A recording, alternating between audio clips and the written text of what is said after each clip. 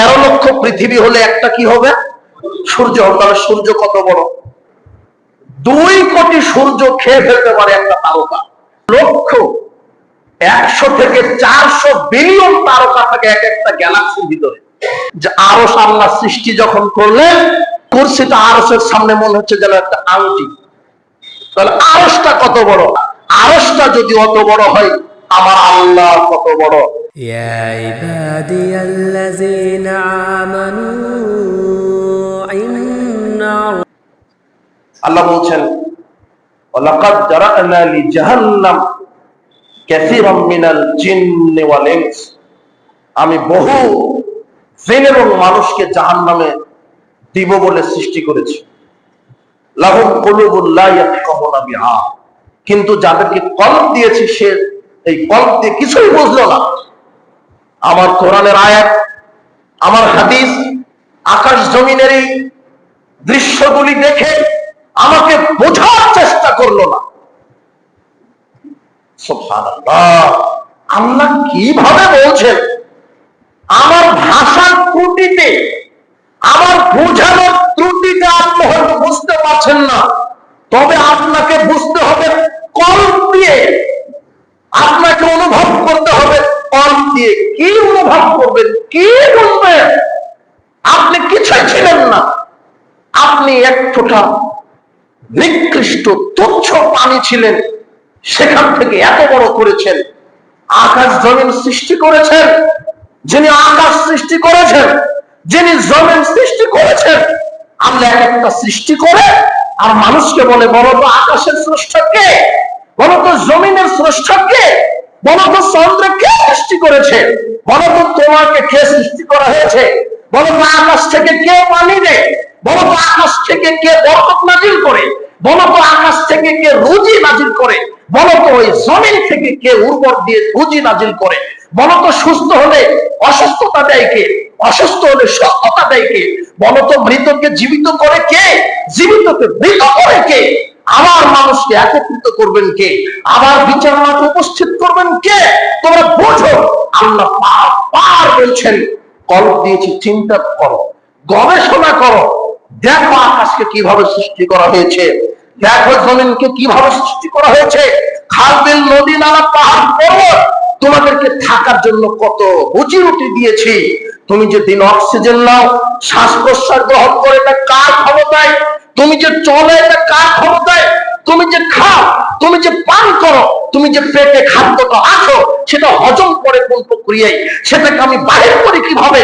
তোমরা একটু ভাবো, একটু চিন্তা ভাবনা করো। আমি রাজাধিরাজ, তাই তো আল্লাহ বলছেন, ওয়ারাব্বাকা ফাকাব্বির, তোমরা আমার নামে তাকবীর বলো, আল্লাহু আকবার, আল্লাহ সবচেয়ে বড়। আল্লাহ কত বড়? আল্লাহ বারবার বলছে, দেখো, একটু গবেষণা করো, চিন্তা ভাবনা করো। এই আকাশটা, 7 আকাশ সৃষ্টি করেছেন আল্লাহ।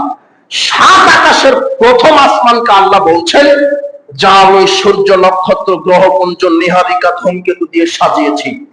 পরের 6টা আকাশে কি আছে এই বিষয়ে আল্লাহ কোরআন হাদিসে বলেননি। যতটুকু বলেছে আল্লাহ বলছেন ফেরেশতা আছে, সিদরাতুল মুনতাহায় একটা বিশাল কুল বৃক্ষের মতো গাছ আছে, কুল বৃক্ষ আছে, যার গাছের পাতাটা ওই হাতির কানের মতো বড়, ফলগুলি বড় বড়, ওটা আছে। আল্লাহ বলছেন যে প্রত্যেক আকাশে আমি অসংখ্য দরজা দিয়েছি, দরজা আছে, এইটুকু বোঝা যায়। কিন্তু প্রথম আসমান সম্পর্কে আল্লাহ বলছেন, আমি এখানে সূর্য দিয়েছি, চন্দ্র দিয়েছি, গ্রহ দিয়েছি, নক্ষত্র দিয়েছি। কেন? সুশোভিত করার জন্য প্রথম আকাশকে সাজিয়েছি। আমি সাজসজ্জা করেছি প্রথম আকাশকে, যাতে দেখতে ভালো লাগে। এই প্রথম আকাশ হচ্ছে মহাবিশ্ব। আল্লাহ বলছেন, একটু গবেষণা করো, আমার সৃষ্টি নিয়ে গবেষণা করো। অন্তর আছে, গবেষণা করে না। অন্তর আছে, আমাকে বোঝার চেষ্টা করে না, ওদের অন্তর মরা অন্তর। আল্লাহ বলছেন, দেখো তো প্রথম আকাশ, এখানে বলছে যে মহাবিশ্ব। মহাবিশ্বটা কত বড়, এটা তো মানুষের কল্পনায় হবে না। মহাবিশ্ব কত বড় হতে পারে? আল্লাহ বলছেন, সূর্যটা দেখো, যে সূর্যটা আমরা দেখতে পাই, ওই 13 লক্ষ পৃথিবী লাগবে তাহলে একটা সূর্য হবে। আমরা যে পৃথিবীতে আছি কত লক্ষ? 13 লক্ষ পৃথিবী। 13 লক্ষ পৃথিবী হলে একটা কি হবে? সূর্য হবে। তাহলে সূর্য কত বড়? বিজ্ঞানীরা বলছে যে আকাশে গ্যালাক্সি আছে, লক্ষ লক্ষ গ্যালাক্সি। গ্যালাক্সির ভিতরে আমরা যে গ্যালাক্সির ভিতরে আছি সেই গ্যালাক্সির নাম হলো মিল্কি ওয়ে। কি? Milky way. মিল্কি ওয়ে নামক গ্যালাক্সির ভিতরে আমরা আছি। এই মিল্কি ওয়ে নামক গ্যালাক্সির ভিতরে আছে পৃথিবী, আছে সূর্য, সূর্যের গ্রহ আছে বুধ, শুক্র, পৃথিবী, ওই আপনার মঙ্গল, ইউরেনাস, নেপচুন, প্লুটো, আর কত কি গ্রহ আছে বিজ্ঞানীরা কয়েকটা ধরতে পেরেছে। তো এই মিল্কি ওয়েতে এগুলি আছে, এই গ্যালাক্সির ভিতরে এগুলি আছে।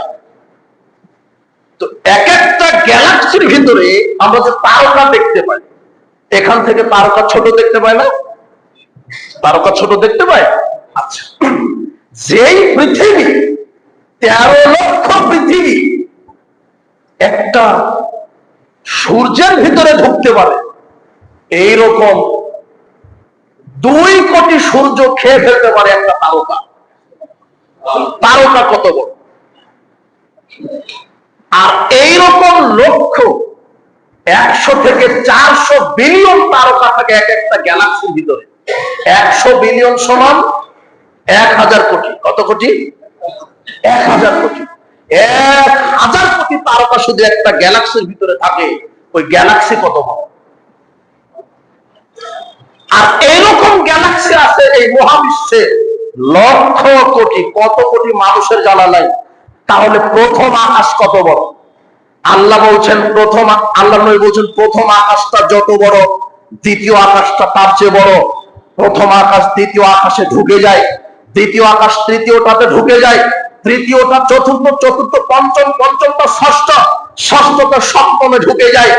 7 আকাশ 7 জমিন যত বড়, আল্লাহ বলছেন ওয়াসিয়া কুরসিউস সামাওয়াতি ওয়াল আরদ, 7 আকাশ 7 জমিনকে গম্বুজের মতো করে ঢেকে নিয়ে আছে আমার কুরসি। আর যেই কুরসির উপরে আল্লাহ পা রেখেছেন, কুরসি কত বড়!